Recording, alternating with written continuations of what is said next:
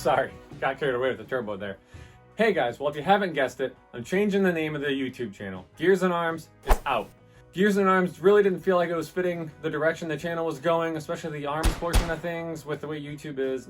I won't get into that. So, the new name of the channel is Straight Cut Gears. And you might be asking yourself, why Straight Cut Gears? Well, if you look up Straight Cut Gears, they're very cheap to produce, which I like cheap. They're very effective at what they do. They're strong. And sometimes they're a little bit noisy and loud, which some of my builds are noisy and loud. It's kind of a function over form. May not look the best, but it gets the job done. The name change also fits how I approach my projects from a built on a budget standpoint.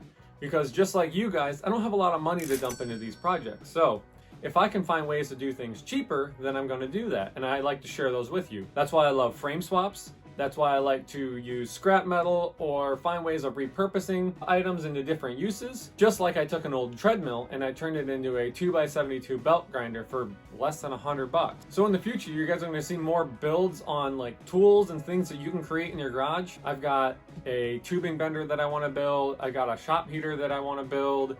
Just a bunch of different things like that, you know, can be built on a budget. So I welcome you to Straight Cut Gears. Guys, if you have any questions or comments, please feel free to drop those down below. Hit that like button if you like the new channel name. And as always, guys, get out in your garage, work on your stuff, and tune in next time.